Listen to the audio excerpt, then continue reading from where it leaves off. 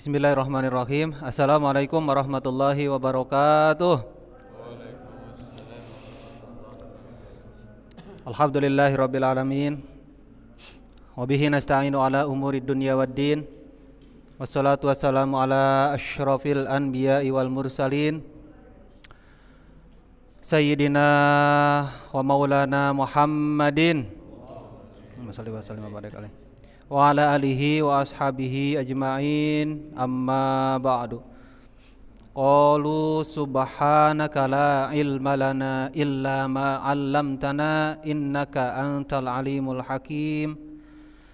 Qala rabbi shrah li sadri wa yassir li amri wahlul 'uqdatam min lisani yafqahu qawli. Yang sama-sama kita hormati Bapak Ketua DKM Masjid Ar-Rahman dan Bapak Wakil Ketua DKM Masjid Ar-Rahman, Pak Ustadz Sutarno SPD dan Bapak Ustadz Muhammad Soleh SPD. Yang terhormat Pak Ketua RT 02 Pak RT Ahmad Madun. Yang terhormat Bapak-bapak semuanya, para Ustadz David, alhamdulillah sudah hadir di tengah-tengah kita. Ini alhamdulillah ada titipan mushaf Al-Quran, mushaf Usmani. Alhamdulillah. Ternyata harganya beda, lebih mahal ini. Alhamdulillah, ini titipan dari teman saya, namanya Bapak Edi Rizal, dan beliau niatkan wakaf Al-Quran ini untuk almarhum ayahnya. Ayahnya namanya Rusli. Mudah-mudahan kita bisa memanfaatkan Al-Quran ini setiap kajian malam Selasa, tahsin. Mudah-mudahan di sini ini bisa dipakai oleh guru kita, Ustaz David. Dan silahkan satu lagi Ustaz Sutarno atau Ustaz Soleh nanti dipakai. Dan kita pun tahu di sini banyak mushaf Al-Quran. Kalau bisa ini pun dipakai juga, Pak. Jadi kalau nanti malam Selasa itu pakainya yang ini, malam Selasa minggu depan pakainya beda lagi gitu, supaya semua terpakai.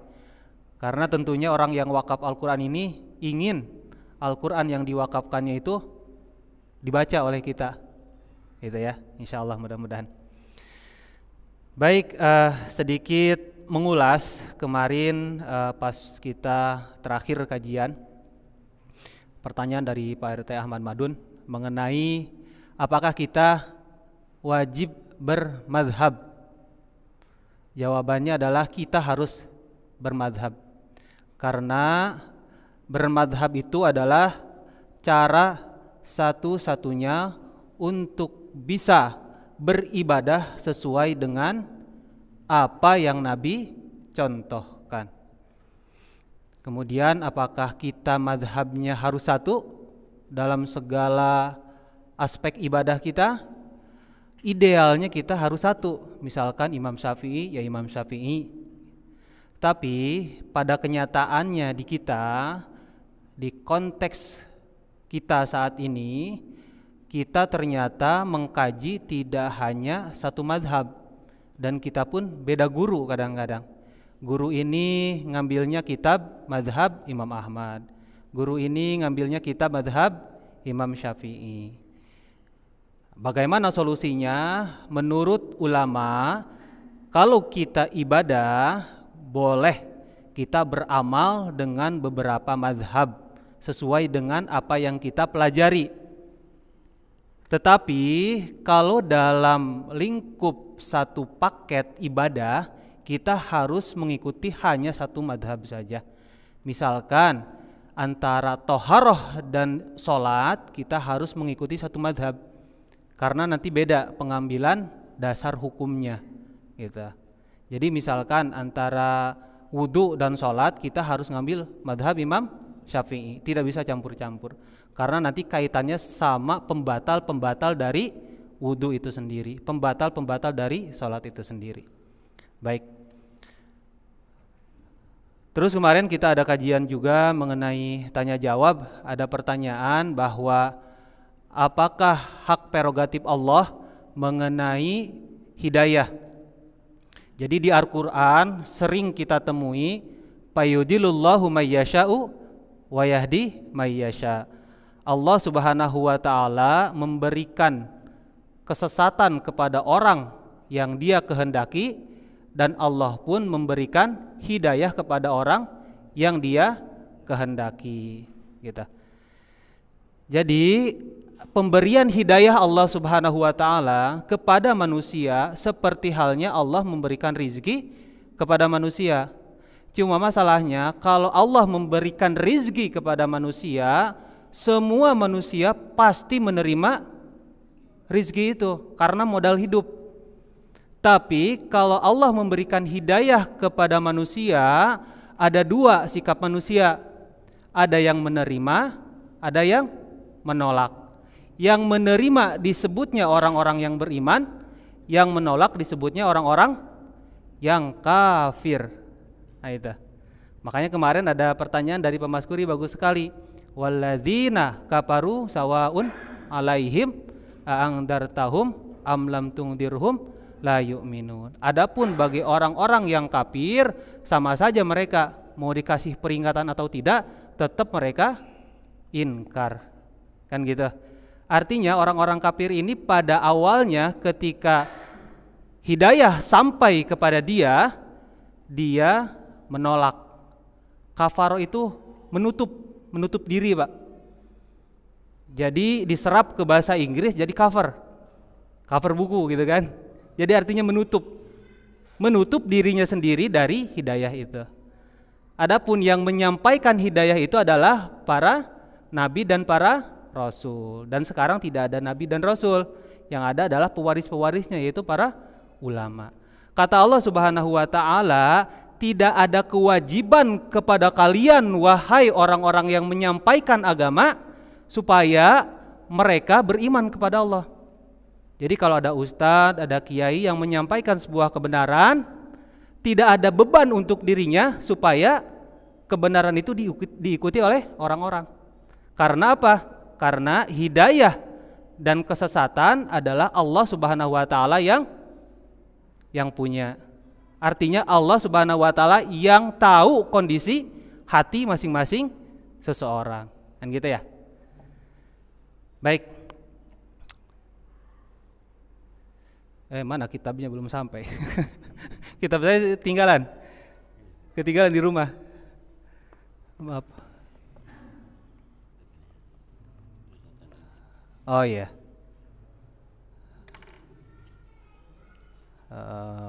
Mana? Oh iya. Anas bin Malik. Sekarang kita akan membahas hadis ke-262, halaman 58. Ya. Bismillahirrahmanirrahim. Ya, silakan Ustaz. Ya, makasih. Ya, di rumah. Kemarin ada aja. Bismillahirrahmanirrahim. Mohon dikoreksi nanti kalau salah. Wan Anas bin Malik radhiyallahu anhu qala. Dari Anas bin Malik, semoga Allah meridhoi beliau. Anas bin Malik berkata, qala Rasulullah sallallahu alaihi wasallam. Rasulullah sallallahu alaihi wasallam bersabda, al-busaqu fil masjidi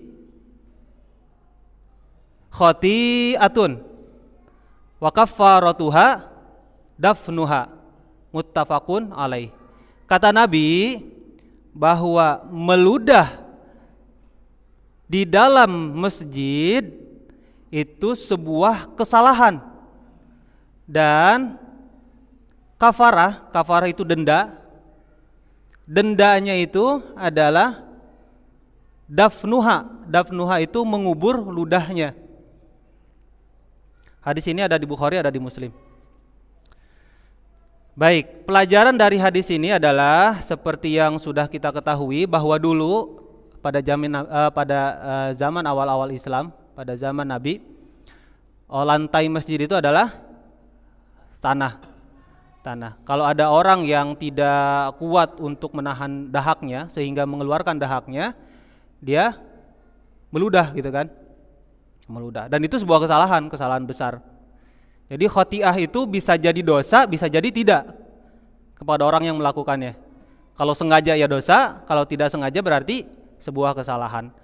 Tetap dendanya itu adalah wa kafaratuha dafnuha, dan dendanya, kafarahnya itu adalah memendam ludah itu. Sama saja ketika kita membuang kotoran apapun itu jenisnya, misalkan dari aqua atau bekas-bekas makanan kecil, misalkan kita Jumatan nggak sengaja gitu kan, ada makanan kecil. Nah, itu perhatikan di sekeliling kita, jangan-jangan ada makanan yang menempel di karpet. Itu adalah kesalahan. Dan sebagai gantinya kita harus membersihkannya. Kita sendiri yang membersihkan. Bukan marbot, kita sendiri yang membersihkan. Dalilnya tadi, ya, al-busaqu fil masjidi khati'atun wa kafaratuha dafnuha. Kalau diterjemahkan dengan kekinian adalah tidak mungkin ada orang yang meludah di masjid. Kalau ada orang yang meludah di masjid, digebukin sama marbot. Ya. Jadi artinya sekarang tidak mungkin ada yang meludah di masjid, tapi sangat mungkin orang membuang sampah di masjid, sampah yang tidak disengaja. Hati-hati itu. Itu adalah sebuah kesalahan.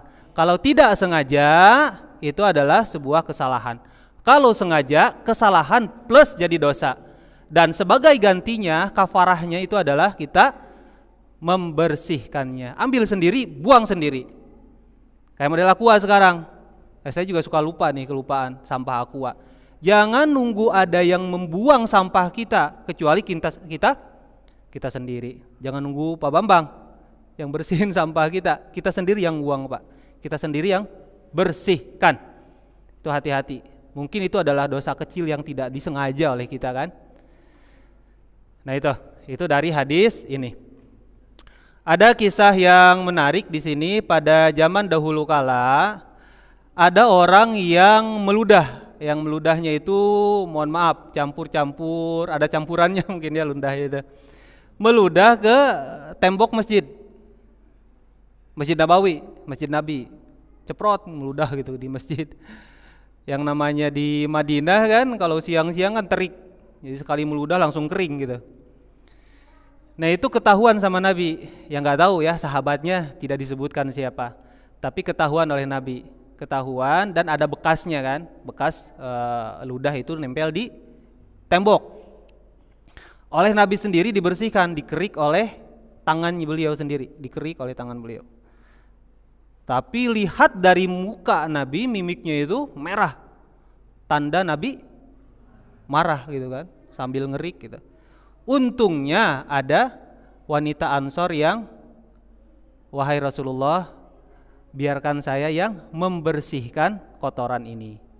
Akhirnya wanita itu yang membersihkan kotoran itu, dikerik, kemudian setelah bersih dikasih minyak wangi si temboknya itu.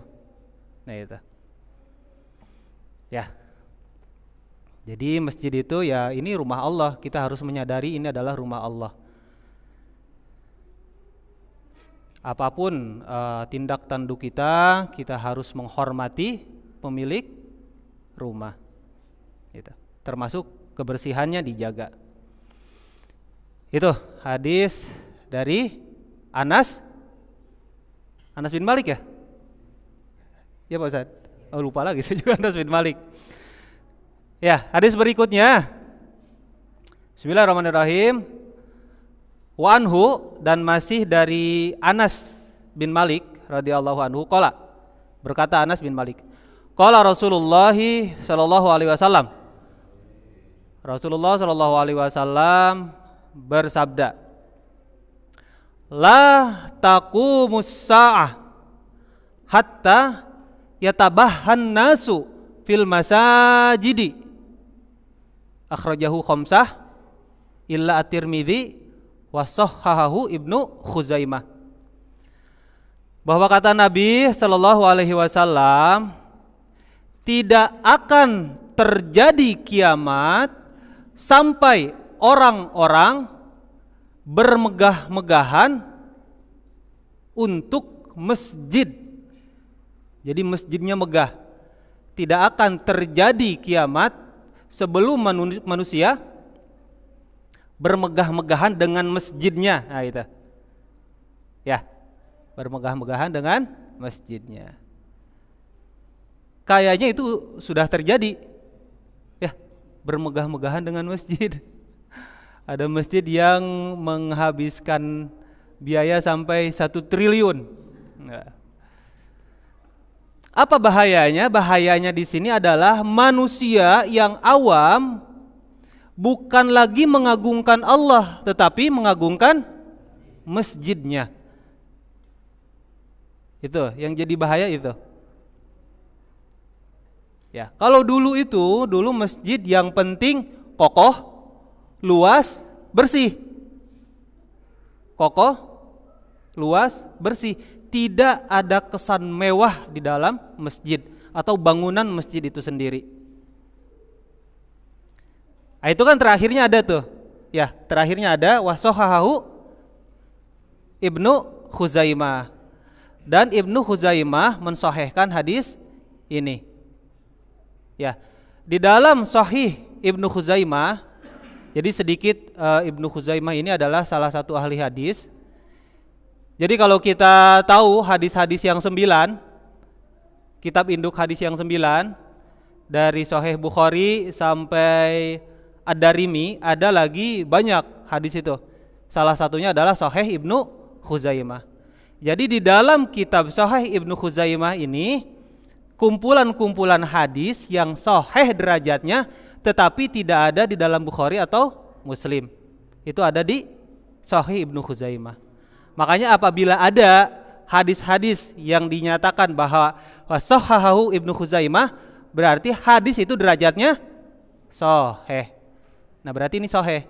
Tapi teks dari Sahih Ibnu Khuzaimah kira-kira seperti ini teksnya. Ya'ti ala ummati zamanun yatabahhauna bil masajidi. Akan datang kepada umatku sebuah zaman, suatu zaman yang mana di zaman ini orang berbangga-bangga karena megahnya masjid mereka. Ada teks selanjutnya, tsumma la ya'murunaha illa qalilan. Nah ini yang jadi permasalahan ini. Tidak jadi masalah kalau masjid itu besar, megah, tetapi berbarengan dengan itu masjidnya dimakmurkan. Terkadang ada masjid yang besar bukannya hanya seminggu sekali. Pernah gak Bapak? Saya pernah Pak. Dari Bandung, itu kan ada rest area tuh. Saya tidak sebutkan rest areanya yang berapa. Di rest area, singkatnya saya mau sholat duhur karena sudah masuk waktu duhur kan waktu itu. Saya wudhu lah. Aneh, sepi di situ masjid. Rest area padahal. Terus ada yang ngepel kan. Pak mohon maaf ini masjid gak buka kata saya. Oh enggak mas, kalau mau sholat di luar aja. Padahal duhur itu. Nah itu. Megah itu masjidnya, gede Pak, bagus banget. Bahkan bekas gubernur yang bikinnya. Itu dia. Adalah 97 buka. Kalau 97 buka. Setelah 97 ada lagi di atasnya. Setelah 97. Itu kalau zuhur asar itu nggak dibuka Pak. Dibukanya ya Jumat paling gitu katanya. Apalagi subuh. Megah aja masjidnya tapi tidak ada aktivitas ibadah. Karena sebuah masjid itu dikatakan berguna, dikatakan sudah dimakmurkan apabila ada aktivitas ibadah di dalamnya. Minimal sholat 5 waktu, minimal itu. Nah itu, ya. Sekali lagi hadisnya apa? La taqumus sa'ah hatta yatabahan nasu fil masajidi. Tidak akan terjadi kiamat sampai manusia bermegah-megahan dengan masjidnya. Akhrajahu khamsah. Itu. Kita selesain aja ya, sampai selesai. Sedikit lagi. Nyontek dulu. Ya. Hadis selanjutnya. Wan Ibnu Abbas radhiyallahu anhuma, dari Ibnu Abbas, semoga Allah meridhoi beliau berdua, ayahnya dan anaknya. Oh, hadisnya. Apa?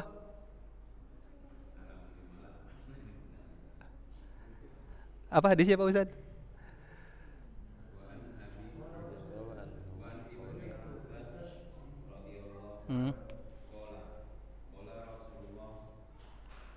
Ya.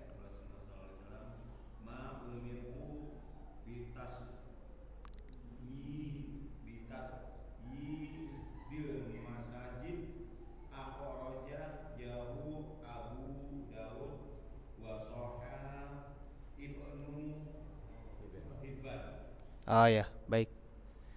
Hadis berikutnya, terima kasih Pak Mas Guri. Wani bin Abbas radhiyallahu anhuma qala Rasulullah sallallahu alaihi wasallam, bahwa Rasulullah sallallahu alaihi wasallam bersabda, kata Nabi, "Ma umirtu bitasyidil masajidi." Itu ya. Ma umirtu bitasyidil masajidi. Akhrajahu Abu Dawud wa sahahu Ibnu Hibban. Baik. Kata Nabi sallallahu alaihi wasallam, aku tidak diperintahkan untuk menghias masjid. Itu kata Nabi. Akhrajahu Abu Dawud. Itu ada di Sahih Abu Dawud. Di Abu Dawud ada. Nomor hadisnya 449. Bisa dicatat nanti. 449 nomor hadisnya. Ma umirtu bitasyidil masajidi. Aku tidak diperintahkan untuk menghias masjid. 449.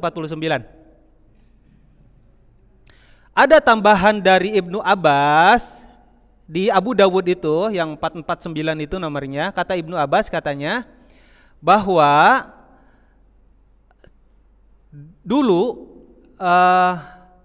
tempat ibadah Yahudi dan tempat ibadah Nasrani memang penuh dengan pernak-pernik perhiasan di dalamnya. Dihiasi, tempat-tempat ibadah mereka itu dihiasi. Maka khawatir tasabuh, Nabi Shallallahu Alaihi Wasallam tidak diperintahkan untuk menghias masjid. Nah, kalau kita hitung-hitungan sekarang nih, Nabi tiba ke Madinah langsung bikin masjid. Nabi wafat tahun ke-10 setelah hijrah. 10 tahun tuh masjid ya. Diganti oleh Abu Bakar. Masa kekhalifahan Abu Bakar selama 2 tahun. 10 tambah 2, 12. Selama 12 tahun masjid itu tidak ada renovasi. Karena Abu Bakar khawatir, tahu bahwa Nabi itu tidak diperintahkan untuk menghias masjid. Dulu itu masjid temboknya hanya tanah yang dipadatkan. Kalau sekarang tanah dipadatkan terus dibakar oleh api kan, namanya batu bata. Kalau dulu tidak, dipadatkan, disusun. Yang menjadi apa Pak Basuri, kalau kita nyusun tembok itu pakai apa? Semen. Ah, semennya itu tanah lumpur. Disusun jadi perekatnya itu lumpur. Yang jadi gentengnya apa? Pelepah kurma. Yang jadi apa ini namanya? Tiangnya batang kurma. Itu saja udah. Sederhananya Masjid Nabi. Kayak gitu sudah. Dan itu berlangsung selama 12 tahun. Baru pada zaman Umar bin Khattab, karena sudah sekian lama yang namanya batang pohon kurma tidak tahan lama, jadi Umar ini mengganti hanya tiangnya saja di tempatnya semula. Renovasinya hanya itu aja, karena lapuk gitu kan, jadi diganti, tiangnya diganti, kemudian diperbaiki temboknya dengan bahan yang sama. Nah, pada zaman Utsman bin Affan radhiyallahu anhu baru masjid itu direnovasi secara besar-besaran. Jadi tiangnya pakai batu, atapnya pakai kayu jati, dan temboknya sudah pakai marmer, dan lantainya sudah apa bahasa kita? Diplur kali gitu ya. Ah, itu pada zaman Utsman bin Affan. Bayangkan, selama Umar itu sekitar 10 tahun masa jabatannya. 10 tambah 2 tambah 10, berarti 22 tahun itu masjid dibiarkan apa adanya seperti itu. Makanya masih terekam ke kita sampai saat ini ada miniatur masjid pada zaman Nabi, ya kayak gitu emang. Nanti bisa lihat di gambar-gambar, di searching aja nanti. Keadaan Masjid Nabi. Dan itu kalau atapnya itu tidak semuanya diatapi, hanya sepertiganya saja. Kesananya nggak diatapin, ke belakangnya gitu. Itu pada zaman Nabi SAW. Nah, pada zaman Utsman karena memang sudah banyak impor bahan-bahan bangunan kayak gitu, ya banyak tukang material kalau mungkin saya sekarang ini. Jadi masjid, dan itu pun tidak ada kesan kemewahan di dalam masjid itu. Jadi ulama menyimpulkan di sini masjid itu yang penting luas, bersih, kokoh. Udah itu aja.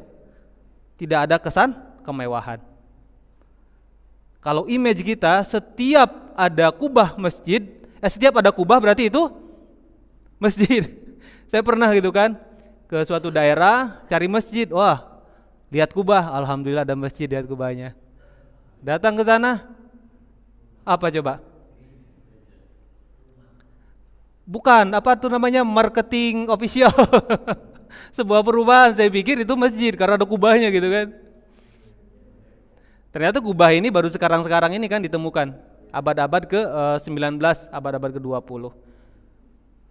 Dan menara pun sebetulnya bukan ciri khas dari kita, menara itu.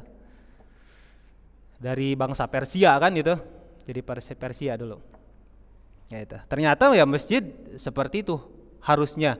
Dan yang ditekankan untuk masjid itu adalah memakmurkannya.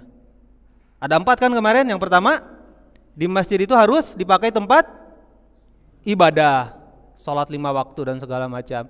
Yang kedua, harus dijadikan tempat pendidikan yang paling baik. Yang ketiga, strategi perang. Yang keempat, ekonomi gitu kan, untuk menumbuhkan ekonomi umat. Karena Nabi SAW ketika pasukan mau berangkat perang Tabuk, mengumpulkan dana dan biayanya itu di mana? Di dalam masjid. Itu, ya. Baik. Itu hadis berikutnya.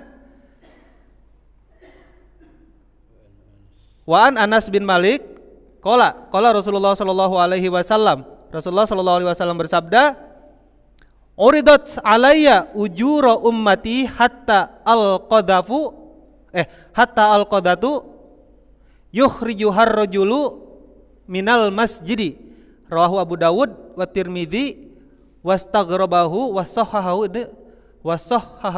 Ibnu Khuzaimah. Ya.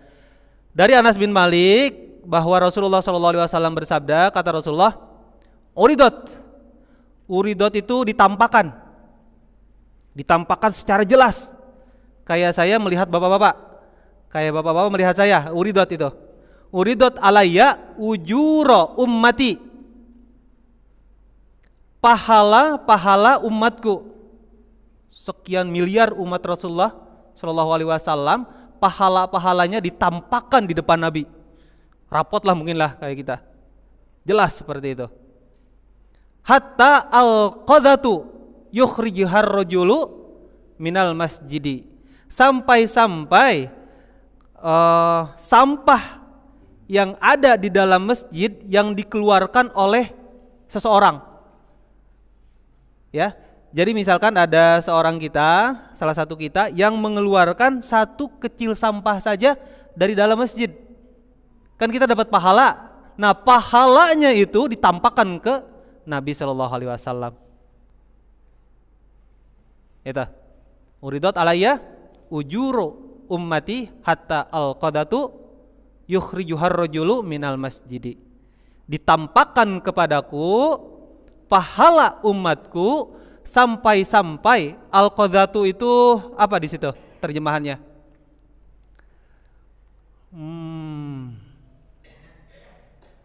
Kotoran kalau di situ ya.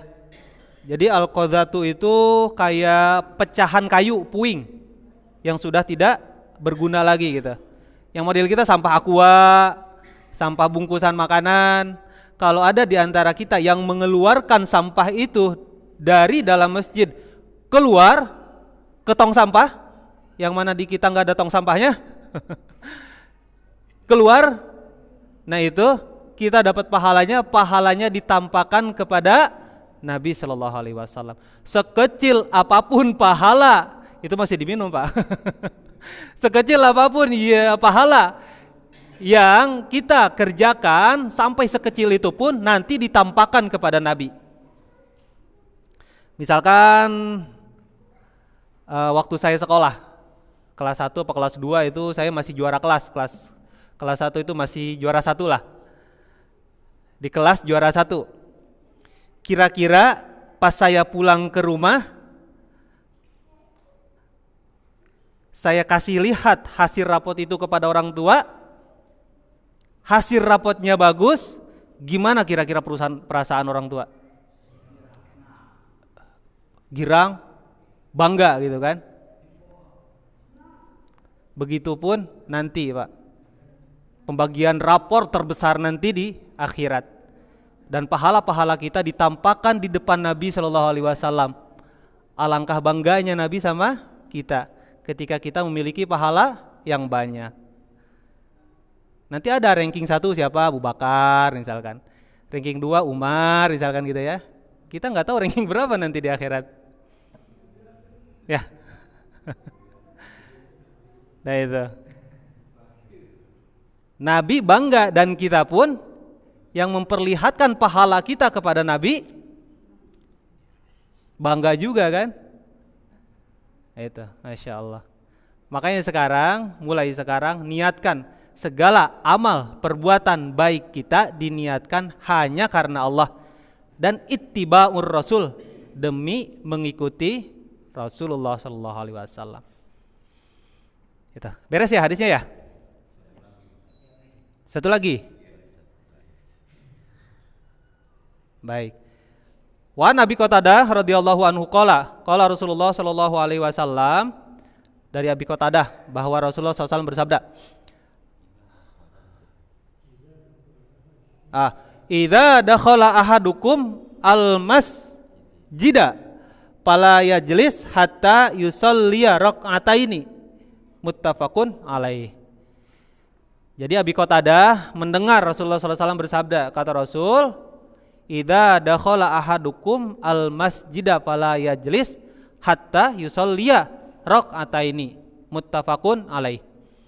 Apabila salah seorang kalian masuk ke dalam masjid, maka jangan duduk dulu sebelum dia melakukan sholat 2 rakaat.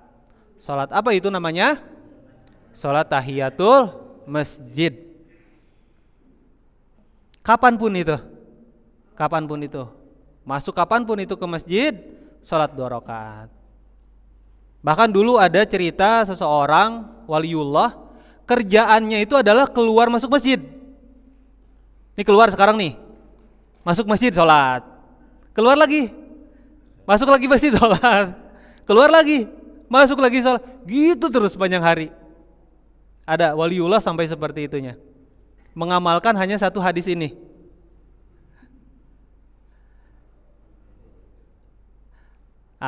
Ada waktu yang terlarang untuk kita melakukan sholat. Kemarin sudah kita bahas ya. Waktu apa saja?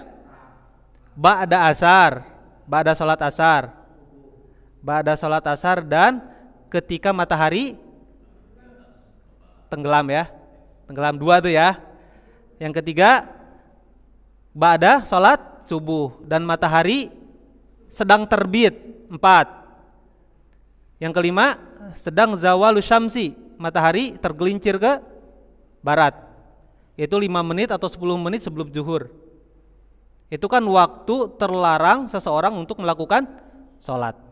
Apabila kita masuk masjid bertepatan dengan 5 waktu, salah satu 5 waktu yang dilarang sholat itu, apakah kita bisa mengamalkan hadis ini? Misalkan kita ada acara santunan anak yatim ba'da asar, kan pulang dulu tuh jam 4 masuk lagi ke sini kan. Nah ketika masuk lagi ke sini kan kita posisinya udah sholat asar. Nah apakah kita harus melakukan tahiyatul masjid?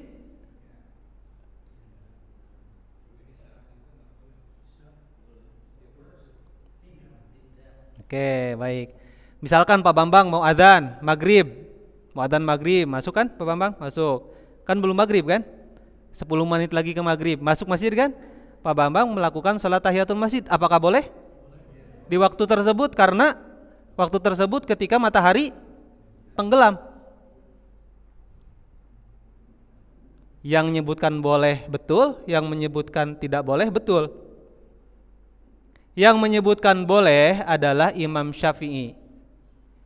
Imam Syafi'i mengatakan bahwa dilarangnya kita untuk melakukan sholat di 5 waktu yang terlarang itu adalah sholat mutlak. Sholat mutlak, sholat sunat mutlak. Tapi kalau sholat sabab, yang ada sababnya, sholat yang ada kaitannya, kayak model masuk masjid kan ada sababnya, itu dibolehkan meskipun kita melakukannya di salah satu waktu yang 5 tadi, yang terlarang tadi. Itu Imam Syafi'i. Tapi Imam Abu Hanifah dan Imam Malik mengatakan tidak boleh kita melakukan sholat di salah satu waktu terlarang tersebut. Jadi kalau ada orang yang masuk masjid ba'da asar terus melakukan sholat, jangan dimarahin. Begitupun orang yang masuk masjid ba'da subuh misalkan tidak melakukan sholat, jangan disuruh sholat, biarin. Karena masing-masing ada dalilnya. Nah itu. Apa yang kita ambil? Yang paling baik di sini pendapatnya adalah pendapat Imam Asy-Syafi'i. Kapanpun kita masuk masjid, kalau memang kita bertepatan dengan salah satu waktu di mana waktu itu dilarang untuk sholat, kita boleh melakukan sholat tahiyatul masjid. Nah itu. Ya. Nah, kita kan Jumatan nih, Jumatan kan kita suka datangnya injury time ya, 10 menit sebelum azan, dipanggil-panggil dulu baru pada datang kan, itu kan Jumatan kan, ya termasuk saya gitu kan, baru masuk ke masjid, kan itu waktu dimana matahari tergelincir kan, datang, sholat, ya kan, sholat 2 rakaat, itu sholat tahiyatul masjid. Artinya boleh melakukan sholat di waktu itu. Padahal kalau kita melakukan sholat mutlak di waktu itu terlarang. Karena zawalus syamsi, tergelincirnya matahari. Nah, itu. Ya, beres kita bab adzan. Bab masjid. Bab masjid beres. Pekan depan kita akan bahas mengenai babu sifatus sholah, sifat sholat. Jadi sifat sholat ini apakah tahiyat awal itu rukun atau sunnah? Nah nanti akan kita bahas. Apakah mengangkat tangan ketika takbiratul ihram itu wajib atau sunnah? Apakah menunjukkan tangan ketika tasyahud itu wajib atau sunnah? Nah nanti kita. Apakah menengok ke kanan atau ke kiri ketika setelah salam itu wajib atau sunnah? Menengoknya kapan? Pas assalamualaikum apa setelah atau sebelum? Nah, nanti akan dijelaskan di bab sifatis shalah. Yang mana yang rukun, yang mana yang sunnah? Apakah membaca subhana rabbiyal azimi wajib atau sunnah? Apakah pakai wabihamdihi atau tidak? Kan nanti panjang lagi. Nah, nanti akan dibahas panjang lebar di bab sifatus shalah. Itu. Baik. Silakan, barangkali ada yang mau didiskusikan ya, Pak.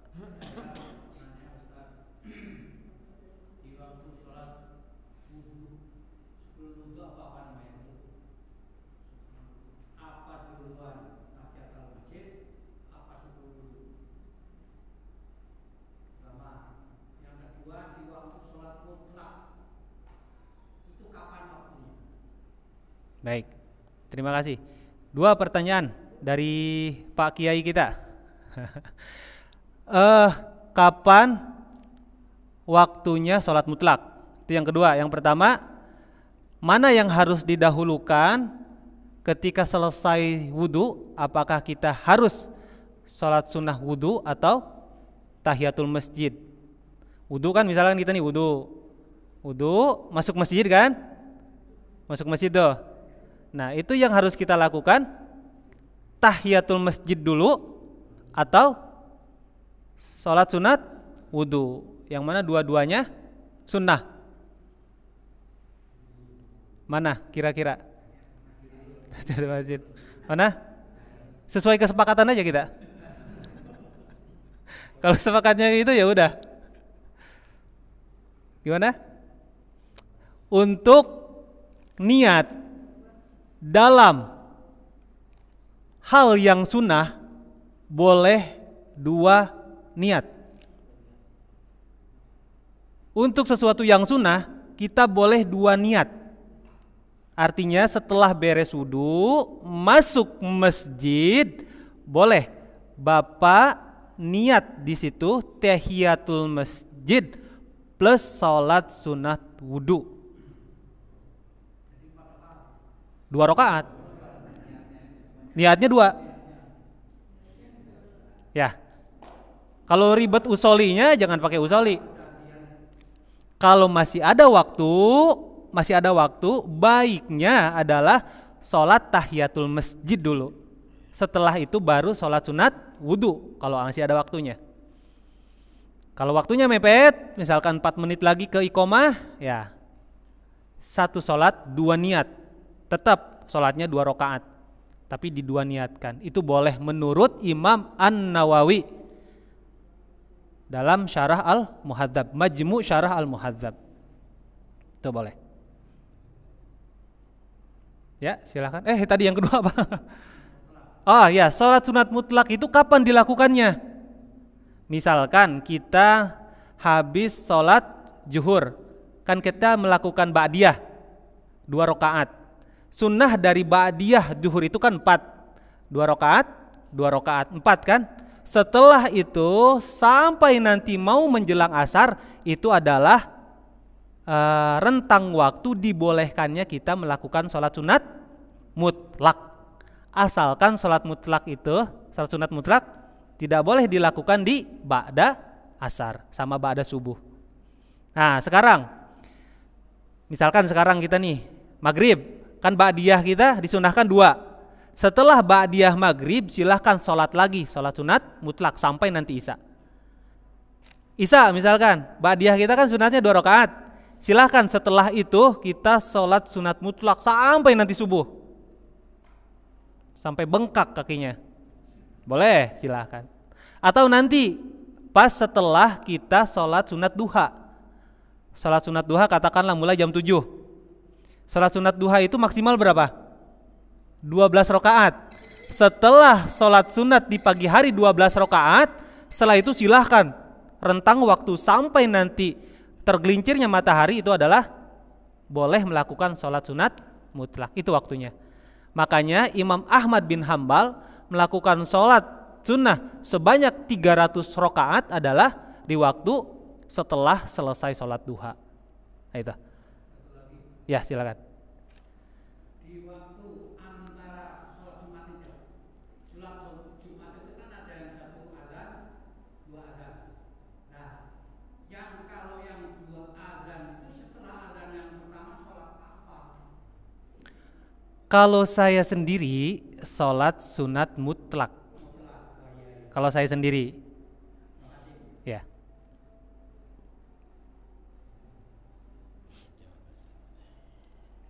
Ya.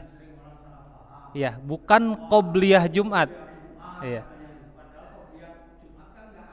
Iya. Niatnya sholat sunat mutlak atau sholat sunat hajat. Boleh. Mutlak. Ya, terima kasih Pak.